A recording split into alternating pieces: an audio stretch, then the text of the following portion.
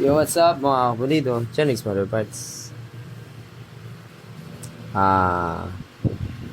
Pin 0.3. Ibig sabihin yan is ah, upstroke siya ng 0.6 mm. Pang Mio rin to. Tapos, pinagawa lang sa atin. Ginagamit to sa Shoutout nga pala sa nagpagawa, si Vulcan Works. Ginagamit to sa circuit. Kaya sila gumagamit ng pin 0.3 para yung 59 mo is maging eksaktong 160cc. Kasi baka akala kasi ng iba, kapag ka nag 59 ka na sa Mio, 160cc ka na. Hindi po siya. So, para maging 160cc siya, kailangan niya ng upstroke na 0.06. 0.6 pala. 0.6 mm stroke. Plus 0.6 mm stroke yung 57.9. So, compute mo, magiging eksakto 160cc siya. Kapag kasi nag 59mm ka lang, na black, stock yung signal mo, ang pinaka totoong cc niya is 158cc lang. So, ito na yung way para maging close 160cc siya. So, yan, flex ko lang, pinapagawa lang. Tapos, so ito yung ginagamit sa racing. As genuine, kay Sir na ang piyesa, kay Sir Jun. Tapos, may dala siyang rod na stock size. Tooth. So, yun, ito, pinapalagay lang. May laro to sa 13 yata. June 13. Tapos, June 28. DSR. Yun, no?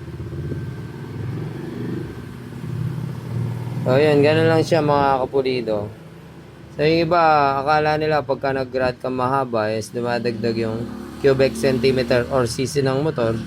Hindi po siya. Kapag naglaki ka lang ng rad, ang mangyayari lang, isaabante lang yung piston, tataas lang yung compression. Pero, hindi madadagdagan yung stroke. So, pin po talaga ang nakakapagpadagdag sa ating stroke. Like, kunwari 160cc, stock stroke, stock pin. Tapos, nag 95 ka, plus 1.5. Kala nila is madadagdagan ng cc, hindi siya. Ang nangyari lang nun is mabante lang yung pin mo sa taas. Pero yung ikot, centrifugal na ikot ng signal is pareho pa rin ang stroke. So, yun po lang natin ito mga kapulido.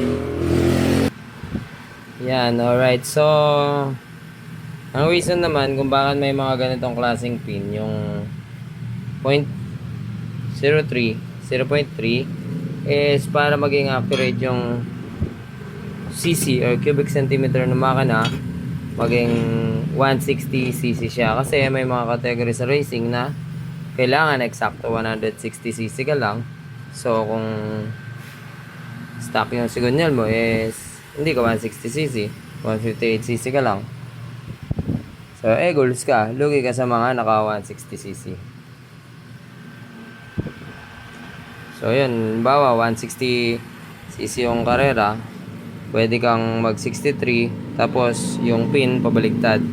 Downstroke tawag doon. Pwede.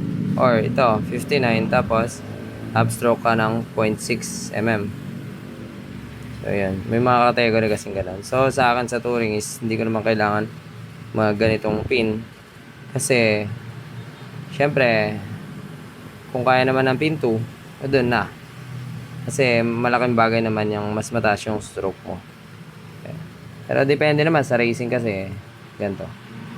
Sa bagay, kung full potential naman yung pin 2, syempre, mas malakas yung pin 2.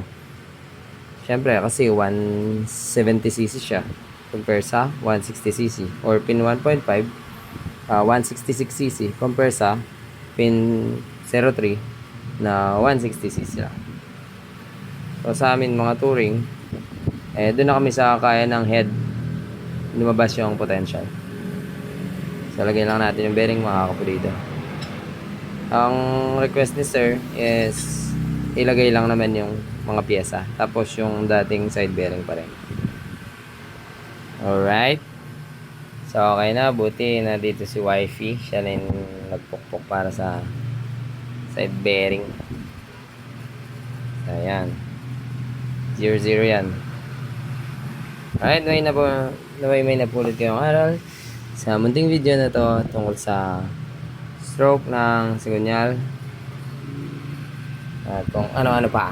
Salamat sa panonood mga kapulido. Dito po yan sa Genrix. Hanggang sa muli natin pagkikita. Paalam!